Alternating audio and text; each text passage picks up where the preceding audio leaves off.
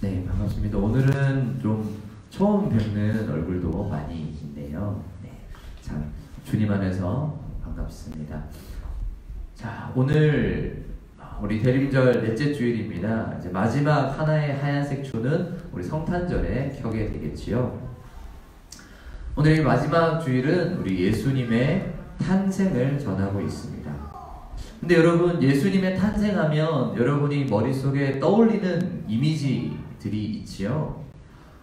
오늘 마태가 전하는 예수님의 탄생 소식에는요, 우리가 생각하는 또는 우리한테 익숙한 어떤 구유라든지 또는 목자, 목동들이라든지 또는 천사라든지 그런 게 나오지 않습니다.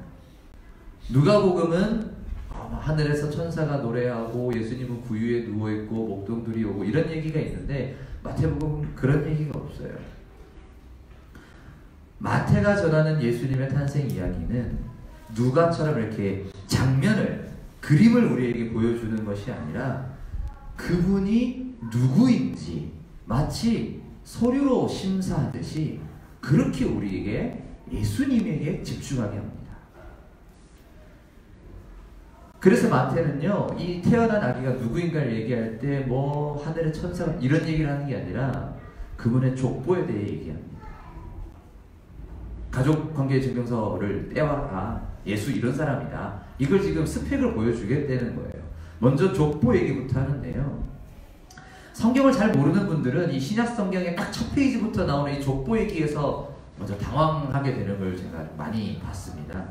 그리고 신앙생활을 꽤 하신 분들 중에서도요, 이 족보 이야기가 왜 쓰여 있는지를 모르는 분들이 많아요. 그래서 제가 기억하기에 예전에 이렇게 뭐 크리스마스 행사 같은 거 할 때 어떤 장년 분들이었어요. 무슨 셀이나 구역이나 이런 분들이었던 것 같아요. 근데 그분들이 뭐 연극 꽁트처럼 하면서 누가 이렇게 사다리 위에 이렇게 올라가셔가지고 뭐 누가 누구를 낳고 응해, 누가 누구를 낳고 응해, 뭐 이렇게 하다가 마지막에 예수가 태어났다, 막 할렐루야, 뭐 이렇게 하는 걸 봤어요. 그래서 너무 웃겨가지고 다들 막 웃었는데 저는 겉으로는 웃으면 속으로 너무 씁쓸한 거예요. 이게 지금 그런 얘기가 아닌데, 우리 안에 이 족보의 의미가 마태가 의도한 대로, 이 성경의 저자가 의도한 대로 우리가 알지 못하고 너무 그냥 희화화하거나 이게 뭐야 이러고 넘어가는 경우가 많지 않나 싶습니다. 해서 오늘 본문을 바로 들어가기 전에 우리가 먼저 이 족보 얘기부터 해야 될 것 같습니다. 우리 먼저 1장 1절 보실까요? 1장 1절 보시면 자, 이렇게 시작합니다. 아브라함과 다윗의 자손 예수 그리스도의 계보라.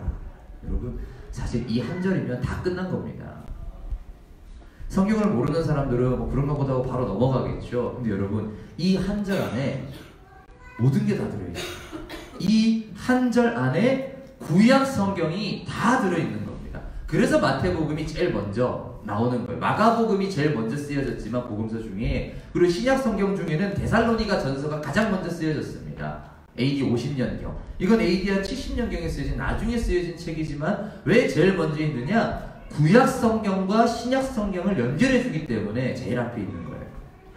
자, 먼저 아브라함의 자손이다 하는 말은 무엇이냐면은 바로 하나님의 백성을 뜻합니다. 창세기 12장을 보시면 하나님께서 한 사람 아브라함을 불러 한 민족을 이루고 또 그 민족을 통해서 이 세상에 만방의 복을 주시겠다고 하셨습니다. 그것이 바로 이스라엘 민족의 시작이요, 하나님의 백성의 시작이요, 또한 하나님께서 그 백성에게 주신 복의 시작이자 또한 사명의 시작이었습니다. 예수님은 바로 그 약속, 내가 너를 통해 한 민족을 이루고 또 이들을 통해 세상에 복을 주겠다고 하신 그 약속의 정점이자 약속의 성취인 것입니다. 그래서 구약 성경을 다 아는 사람들은 이 한 절 읽자마자 바로 이 예수가 구약에서 그토록 하나님이 기다리시고 우리에게 약속하셨던 바로 그 분이시구나, 이걸 알게 되는 거죠. 두 번째로 다윗의 자손이라는 말은 왕을 뜻합니다. 자, 아브라함의 자손이라는 말은 하나님의 백성을 뜻하고요, 다윗의 자손이라는 말은 왕을 뜻합니다. 사무엘하 7장을 보시면은 하나님께서 이제 다윗이 왕이 된 뒤에 내가 성전을 지어야겠다, 나는 이런 궁전에 사는데 어떻게 우리 하나님의 언약궤는 저런 텐트에다가 둘 수 없다. 나도 성전을 지어야겠다 하니까 하나님께서 꿈에 나타나셔서 나단의 기제에 나타나셔서 다윗한테 이렇게 말해라. 네가 너무 전쟁을 많이 하고 손에 피를 많이 묻혀서 너는 성전을 지을 수 없다. 다만 네 아들이 지을 텐데 네가 그렇게 얘기한 그건 네 마음은 참 너무 내 마음에 든다. 그러니 네 아들을 통해 성전을 짓고 그 성전을 통해 내가 너희에게 복을 주며 또한 네 아들은 내 아들로 내가 삼아주고 네 아들은 또 나를 아버지로 섬기며 영원토록 너의 왕조를 내가 지켜주겠다. 이렇게 약속하십니다. 그리고 이후에 역사서와 선지서를 또 쭉 보면은 이 왕들을 엉망진창을 할 때마다 선지서들이 이 왕은 엉망이다. 그러나 하나님께서 다윗과 같은 왕을 정말 참된 왕을 우리에게 주실 것이다. 계속해서 약속합니다. 그게 우리가 오늘 읽었던 이사야서, 앞서 읽었던 이사야서에 계속해서 나오는 이야기이기도 합니다. 그래서 마태복음 1장 1절은 바로 이 예수가, 태어난 아기 예수가 그 왕, 우리 이 나라 이스라엘, 원래 하나님께서 아브라함을 통해 택하시고 애굽에서 구출하셔서 만방의 복의 통로로 사용하려고 했던 이스라엘, 또 다윗을 왕으로 세우셔서 하나님의 통치가 이루어지고 하나님의 뜻 가운데 정말 이 땅 가운데 소금과 빛으로 살아갈 이스라엘, 그런데 그렇게 살지 못해서 실패해서 바벨론에게 멸망했고 여전히 페르시아와 그리스 제국과 로마 제국의 식민지로 살고 있는 우리나라를 다시 회복시켜줄 그 왕이라고 마태는 얘기하고 있습니다. 그래서 아브라함과 다윗의 자손 예수 그리스도라는 말만 들으면 이걸 읽는 유대인들은 바로 그분이구나 라고 생각하게 되는 것이죠. 그런데 그렇게 얘기해 놓고 족보를 보면 이상하게 나옵니다. 자, 그러고 나서 아까 말한 거 누가 누구를 낳고 하는 족보가 나오는데요. 보통 족보에 남자 이름만 쓰이죠. 우리나라도 보통 원래 옛날 족보에는 여자는 성씨만 나옵니다. 어디 신한주씨, 네, 저희 어머니가 신한주씨인데 신한주씨 이렇게만 쓰지 이름은 안 쓰는데 여기도 똑같아요. 2000년 전이지 않습니까? 아브라함 이삭을 낳고 이삭이 야곱을 낳고 이삭은 야곱을 낳고 야곱은 유다와 그의 형제를 낳았는데 3절에 보십시오. 유다는 다말에게서 베레스를 낳고 갑자기 여자 엄마의 이름이 나옵니다. 이 여성의 이름이 등장하는 경우들이 있는데요. 많이는 안 나와요. 한 4번, 총 5번이 나오는데요. 누가 있냐? 첫 번째는 3절에 다말입니다. 다말. 자, 그리고 5절에 보시면 라합과 룻이 나와요. 그리고 6절은 이름은 안 나오지만 우리아의 아내, 잘 아시는 밧세바가 나오죠. 그리고 마지막 16절에 마리아에게서 예수가 나니라. 마리아의 이름이 등장합니다. 이렇게 여성의 이름이 5명의 이름이 등장하는데, 자, 여러분, 마리아를 제외하고 앞선 4명의 여성들을 보세요. 자, 이 여성들은 어떤 사람들입니까? 다말은 유다의 며느리였습니다. 그러니까 며느리에게서 아들을 낳은 거예요. 그리고 라합은 뭡니까? 이방인에다가 게다가 기생이었습니다. 요즘 말로 하면 율라겁에 종사하는 분인 거예요. 룻은 어떻습니까? 룻도 이방인이죠. 이방인이고 또 재혼이었습니다. 그리고 밧세바는 다윗의 간음 상대자. 어떤 사람들은 이제 불륜이었다고도 하지만 어떤 사람들은 이게 성폭행이다, 위력에 의한 간음, 이런 성폭행 피해자이기도 합니다. 그러니까 이 4명의 여성은 전부 다요, 우리가 보통 생각하는 이른바 정상적인 가정의 사람들이 아니었다는 겁니다. 그런데 이런 여성들과 함께 마리아의 이름도 거론됩니다. 그러니까 마리아도 정상적인 과정으로 아이를 낳은 것이 아니라는 걸 지금 마태는 넌지시 보여주고 있는 겁니다. 그러면 마리아의 문제는 뭔가? 앞선 사람들의 문제는 다들 알아요. 근친상간, 시아버지 며느리, 말도 안 되는 일, 그리고 이방인인데 게다가 창녀야, 또 이방인이고 재혼이야, 이 사람은 불륜이야, 이런 사람들의 이름에 마리아도 같이 있는 거예요. 그럼 마리아는 대체 뭐가 문제가 있지? 자, 그의 문제는 무엇인가? 오늘 본문입니다. 이제 18절. 예수 그리스도의 나심은 이러하니라. 그의 어머니 마리아가 요셉과 약혼하고 동거하기 전에 성령으로 잉태된 것이 나타났다니. 약혼을 했는데 아직 첫날밤을 갖기도 전에 마리아가 임신한 게 발각되었습니다. 여러분, 심각한 사건이죠. 요즘 같으면은 한 중고생 정도 되는 아이가 임신을 한 거예요. 우리 고3인 친구에게 앉아있지만 얼마나 놀랄만한 일입니까? 여러분, 이게 세간에 알려지면 마리아는 돌에 맞아 죽어야 됩니다. 그 아버지도 당연히 책망을 받게 돼 있습니다. 여러분, 요셉 입장에서는 이거는 말도 안 되는 일이에요. 그런데 19절 보세요. 그의 남편 요셉은 의로운 사람이라 그것을 드러내지 않고 가만히 끊고자 해요. 근데 요셉이라는 사람은 이 의롭다는 거는 다른 성경에는 법을 잘 지키는 사람 이렇게 나옵니다. 원래 이 뜻 자체가 그런 뜻이기 때문에 그래요. 그런데 법을 잘 지키는 거랑 이거를 드러내지 않고 가만히 그냥 조용히 우리 그냥 파혼하자 이렇게 하는 거랑은 다른 문제잖아요. 우리가 흔히 생각하는 의롭다는 거는 옳다, 정당하다입니다. 그런데 오늘 이 요셉을 의롭다고 하는데 요셉의 의로움은 그 옳고 그름, 정정당당한 건 좀 다른 문제 같아요. 무엇일까요? 그래서 우린 여기서 지금 요셉을 의로운 사람이라고 하는 것에 주목하면 좋겠습니다. 여러분, 마태복음에서 특히 말하는 이 의로움은요, 그냥 착하다 이게 아닙니다. 우리가 보통 의인이다, 착하다 그러면 한국 사람들은 되게 착한 사람을 생각합니다. 그리고 많은 성경에도 많은 분들이 또 요셉 그냥 착한 사람, 요셉이 워낙 착해가지고 이렇게 그런 문제가 아닙니다. 자, 우리 앞서 말한 다말과 룻의 경우를 한번 보겠습니다. 다말하고 룻이에요. 왜 그러냐면 이 둘은 제가 설교 가운데 자주 언급했던 그 계대혼 또는 형사취수제하고 관련이 있는 사람들입니다. 그러니까 배를 계승하는 결혼 또는 형이 죽으면 동생이 그 형수를 취하는 결혼 제도입니다. 왜 이런 제도가 있는가? 율법에는 형이 아들을 낳지 못하고 죽으면은 동생이 그 형수와 결혼해서 아들을 낳게 되면 이 아들이 형의 이름으로 그 유산을 상속받아요. 그래서 형수가 경제적으로 보호를 받게 해주는 겁니다. 자, 이런 제도가 있었습니다. 그런데 이 유다에게는 아들이 3명이 있었어요. 첫째 아들을 다말하고 결혼했는데 아들이 없이 죽었습니다. 둘째도 이제 결혼을 시켰는데 둘째는 이게 싫은 거예요. 내가 왜 괜히 이 사람한테 아들 낳아주고 형의 재산을 저 사람이 강하게 하는데 가만히 냅두면 형의 재산 내 거 되는데 이 생각을 한 거예요. 그래가지고 난 하기 싫다 했더니 하나님께서 너는 악하구나 하고 죽여버립니다. 아들 둘이 죽었어요. 유다 입장에서는 셋째 아들까지 죽을 것 같은 거예요. 아, 이게 지금 우리 아들 잡아먹는 며느리구나, 안 되겠다. 그래서 결혼 안 시켜줍니다. 아, 우리 애가 아직 어리다 이러면서 결혼을 안 시켜줍니다.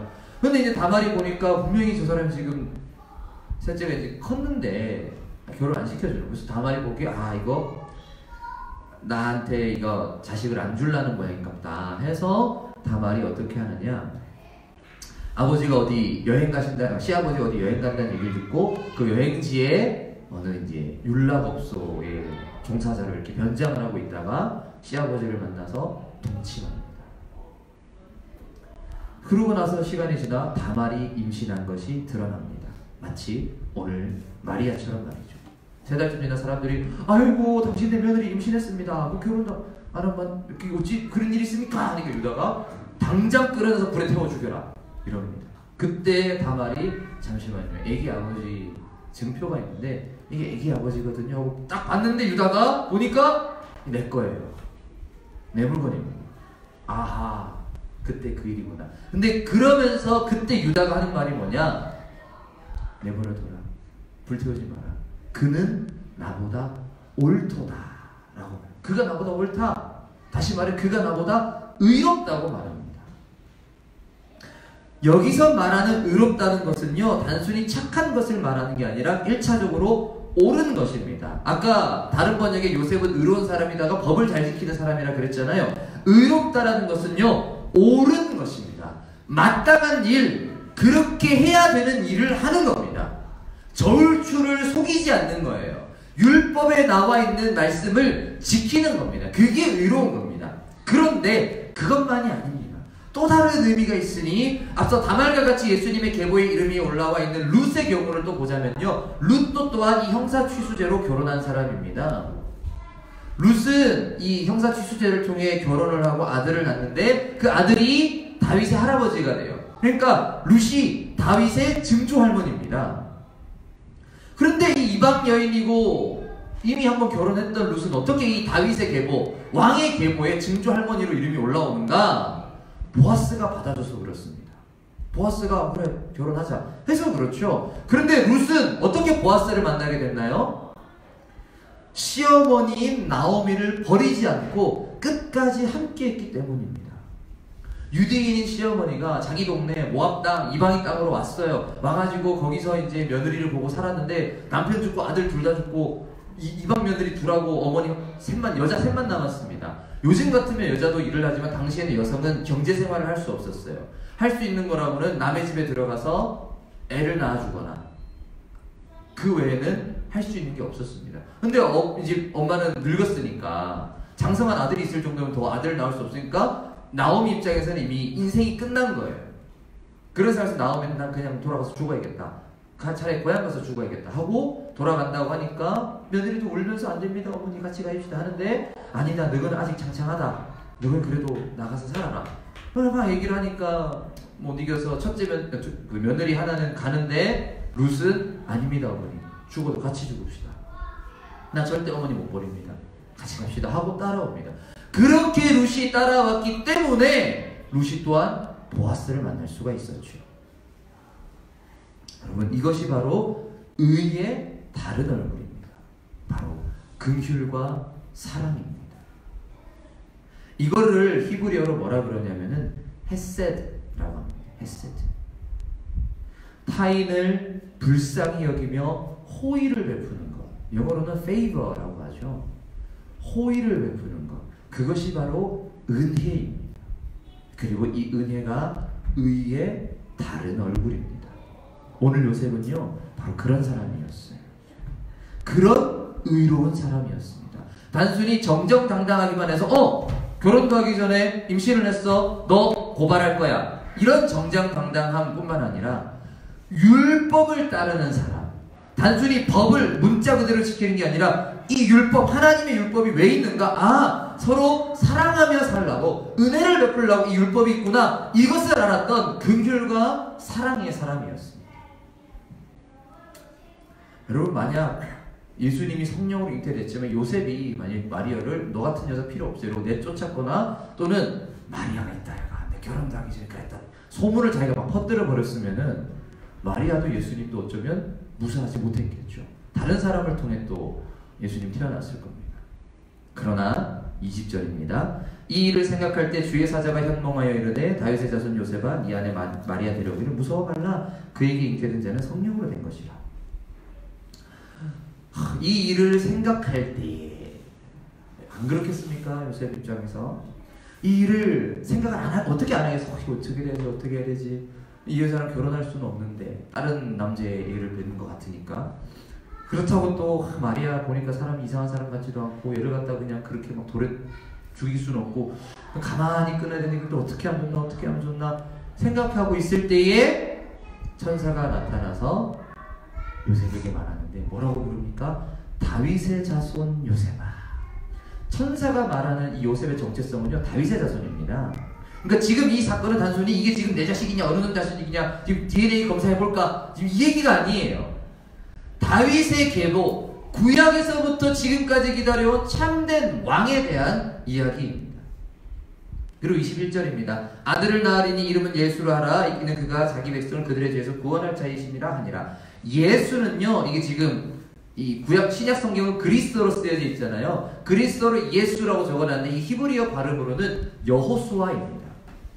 이집트를 탈출한, 애굽을 탈출한 이스라엘 민족을 데리고 요단강을 건너서 가나안 땅을 점령할 위대한 지도자 여호수아를 떠올리게 하면서 동시에 그 이름 그대로 자기 백성을 구원할 자라는 겁니다.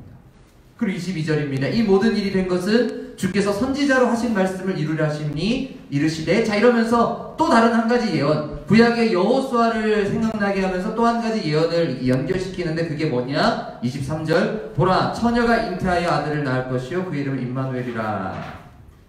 이를 번역한지 왜 번역해야 되냐? 이게 지금 그리스어로 쓰고 있으니까 임마누엘은 히브리어예요. 무슨 뜻이냐? 하나님이 우리와 함께 계시다 함이라.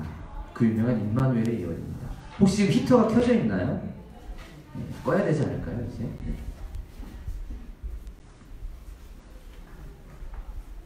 자, 이 임마누엘의 예언은요, 우리 수요 기도회에 꾸준히 참석하시는 분들에게는요, 계속 우리가 이사야서를 하고 있기 때문에 잘 아시는데요. 우리 또 못 오시는 분들 계시니까, 자, 잠깐 설명드리자면, 이 예언은요, 오늘 교회력 제1독서인 이사야서 7장에 나오는 예언이었죠. 이 예언의 배경은 이렇습니다.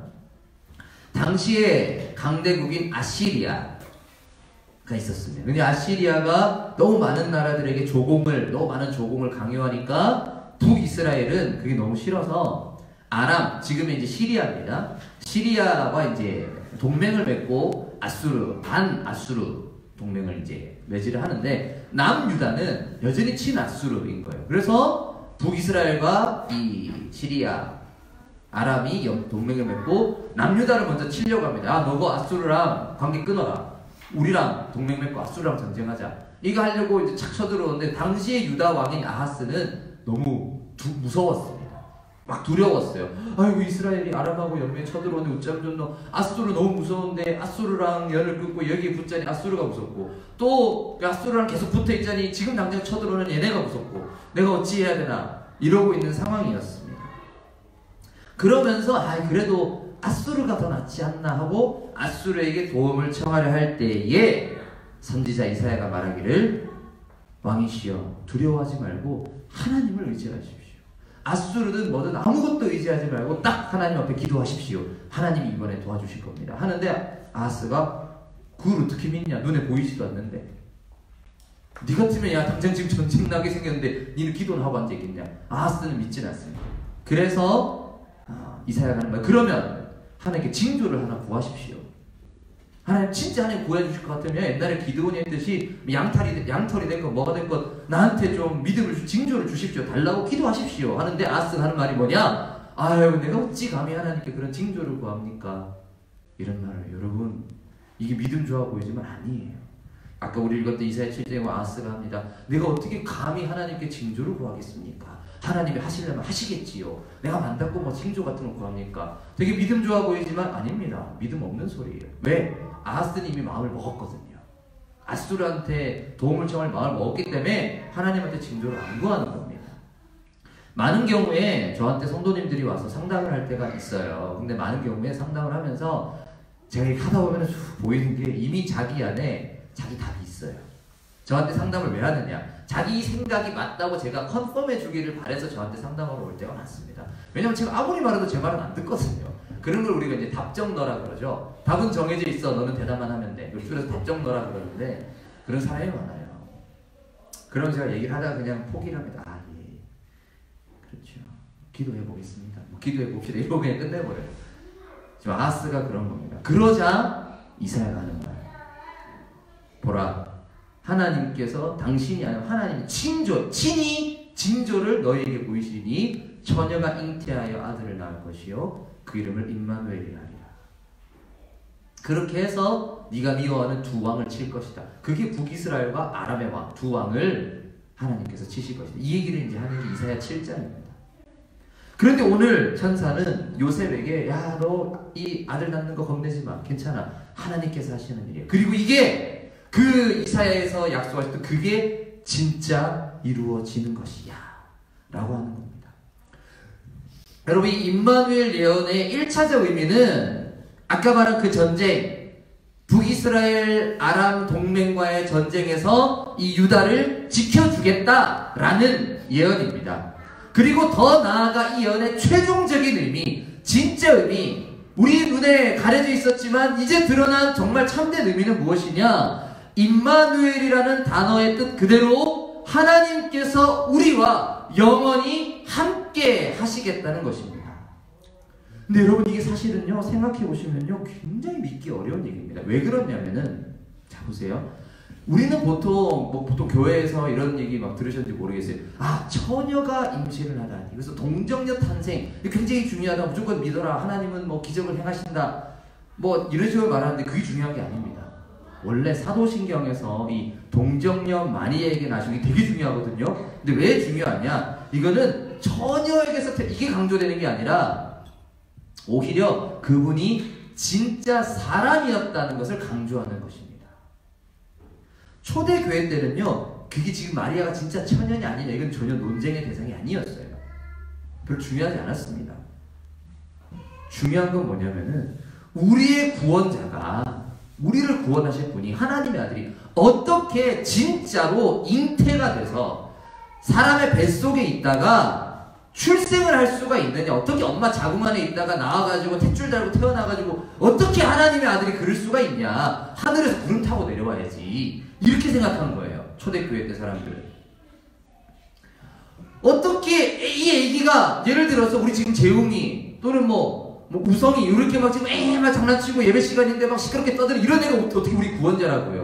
가 될 수 있냐고요? 어떻게 저 애기가 이 전쟁으로부터 우리를 지켜주는 하나님의 징조가 될 수가 있냐고요? 뭔가 되게 하늘에서 뭐 천둥번개를 치고 벼락이 내리든지 아니면 엄청 거대한 말을 타고 갑옷을 입고 나타난 장군이 됐든지 이런 게 돼야 아, 우리를 지켜주는 징조가 보다 하지. 아니면 일식이 일어나거나 고대인들은 다 그게 징조라고 생각했어요. 자 봐라, 하늘의 태양이 가려질 것인데 그것이 징조다. 근데 그게 아니라는, 이사야가 뭐라 말하냐? 애기가 하나 태어날 거다. 애기가 하나 태어날 거다. 그게 우리 보수적인 학자들이 말씀 처녀가 됐건 좀 진보적인 학자들이 말씀 젊은 소녀가 되었건 애기가 태어나는데, 여러분 애기가 태어나는 게 뭐 기적입니까? 아니에요. 애기는 당연히 태어나게, 물론 애기 태어나는 것도 쉽지 않습니다. 우리 이게 부부님들 알겠지만 뭐 5년 10년이 돼도 애기가 안 생기는 분도 있고 또 숭숭숭숭 잘생긴 애기가 다르지만 어쨌든 아기가 태어나는 건 너무 자연스러운 일이에요. 그런데 그것이 전쟁에서 우리를 지켜주시는 징조가 되면 우리를 구원한다는 징조가 된다는 거예요. 여러분, 하나님의 징조는 바로 이렇게 주어집니다. 우리가 전혀 예상하지 못한 모습으로, 그리고 가장 연약한 모습으로 우리에게 주어집니다. 그런데 놀라운 것은 요셉이 이 말씀에 순종했다는 거예요. 24절과 25절. 요셉이 잠에서 깨어 일어나 주의 사제의 분부대로 행하여 그의 아내를 데려왔으나 아들을 낳기까지 동침하지 아니하더니 나음의 이름을 예수라고 지었습니다. 아멘. 이 의로운 요셉의 순종으로 하나님의 아들 예수께서 이 땅에서는 다윗의 후손으로 태어나게 됩니다. 그럼 이것이 도대체 우리에게 무엇을 의미하는가? 우리 로마서로 가보겠습니다. 오늘 교회력 제2독서죠. 오늘 교회력 제2독서인 로마서 1장 3절 4절을 보시면 이렇게 말합니다.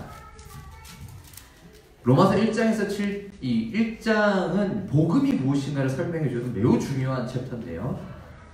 1장 3절 4절 이렇게 말합니다. 그의 아들에 관하여 말하면 육신으로는 다윗의 혈통에서 나셨고 성결의 영으로는 죽은 자들 가운데서 부활하사 능력으로 하나님의 아들로 선포되셨으니 곧 우리 주 예수 그리스도시니라.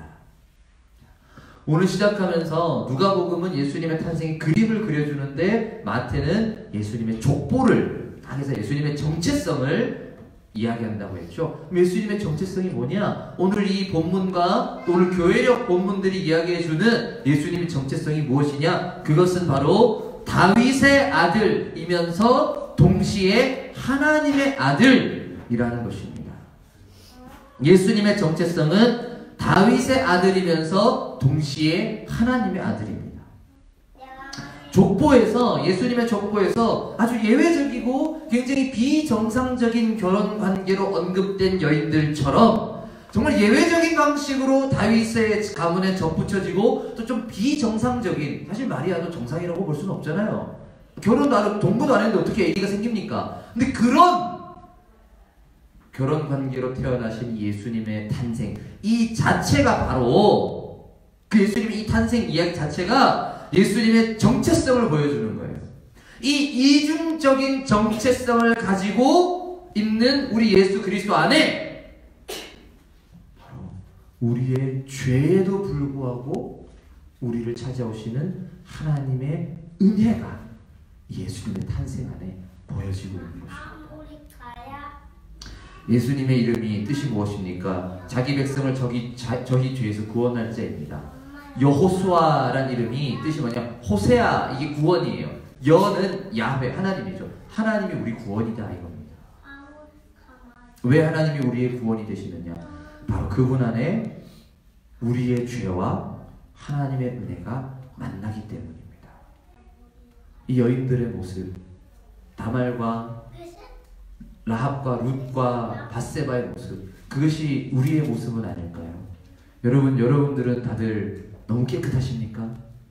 너무너무 바르고 착하고 의로워서 나는 도무지 죄를 찾아볼 수 없는 하나님 앞에 바른 사람입니까? 그렇지 않죠. 우리는 참 죄인입니다. 우리는 정말 죄인입니다. 너무나 역설적이게도 바울이 말하듯이 죄가 더한 곳에 은혜가 더합니다. 내가 하나님 앞에 얼마나 죄인인지를 더 깨달을수록 이 하나님의 은혜는 깊어집니다. 마리아가 그냥 편안하게 결혼해서 애를 낳았다 그랬으면 하나님의 은혜가 깊었을까요? 예수님이 수정되고 착상되고 이 임신의 과정을 거쳐간 그 모든 과정에서 이미 우리 인간의 부족함과 연약함, 죄와 그리고 그것을 덮으시는 하나님의 은혜, 그것을 보여줍니다. 그런데 그 은혜는 누구를 통해 주어집니까? 하나님이 갑자기 하늘에서부터 와가콩캉 하는 게 아니라 의로운 사람 요셉을 통해 이 일을 합니다. 또 누가복음에 따르면은 마리아가 처음 임신하고 이랬을 때는 또 엘리사벳을 통해, 친척 엘리사벳을 통해 또 위로를 받습니다. 여러분, 우리의 위로는 갑자기 무슨 사건이 일어나거나 경천 동지할 일 또는 뭐 기적, 암이 났고 키가 갑자기 커지고, 저는 그런 일이 일어나면 정말 너무 행복할 것 같아요. 이번에 나 혼자 산다 되게 좋아하는데 기아84가 저랑 동갑이잖아요. 동갑 친구가 그렇게 멋있게 하고 찍는 걸 보니 너무 부러운데 키가 180이더라고요. 그래서 난 안 될 거야 이렇게 했는데, 그런 일이 일어나야만, 그런 기적이 우리 삶에 일어나야만 하나님 살아계신 게 아니라 한 아기가 태어나는 너무나 자연스러운 일을 통해서, 너무 우리가 예상하지 못했던 너무나 작고 연약하지만, 여러분 아기가 태어나면 기뻐요 안 기뻐요? 기쁘겠죠. 내가 생각하지 않았던 둘째가 생긴 걸 오늘 안 오셨지만 우리 나영 성도님도 그래도 애가 태어나면 기쁘지 않겠어요? 둘째 안 가질 거라고 그렇게 얘기했는데 생겨버렸고, 그 아기가 태어났을 때 그 가정과 또 우리에게 기쁨이 있지 않겠습니까? 하나님의 은혜는 그렇게 올 것입니다. 너무나 자연스럽게, 너무나 연약하지만 우리 주위의 이웃들의 사랑과 은혜를 통해 하나님의 징조가 내가 세상 끝날까지 항상 함께 있을 것이다 약속하셨던 임마누엘의 그 약속이 바로 가장 연약하면서도 또 우리 이웃의 사랑을 통해 우리에게 확인될 것이라 저는 믿습니다. 아멘. 말씀을 맺겠습니다. 주 안에서 사랑하는 하나님의 백성 여러분, 우리는 이제 대림절 마지막 주간에 들어갑니다. 그리고 이틀이 지나면 바로 크리스마스죠. 수요일이 성탄절인데요. 그리고 크리스마스는 언제나 우리를 설레게 하는 것 같습니다. 저도 신앙생활 하면서 그동안 모태신앙으로 쭉 자라오면서 크리스마스 되면 여러 행사들로 정말 분주하곤 했습니다. 그런데 돌아보면요, 대체 뭐 때문에 그렇게 설레고 분주했나 싶습니다. 어제 상담했던 어떤 청년은 상담 내용이 뭐냐, 자기네 교회에서 크리스마스 행사를 하는데 청년부부 행사로 뭐 율동을 하자 그래요. 자기는 율동 죽어도 하기 싫대요. 그래서 그 교회를 떠나고 싶대요. 그래서 제가 웃으면서, 야, 율동 때문에 교회를 옮기는 건데 말이 안 되지 않냐, 자기도 웃으면서. 근데 너무 싫다고.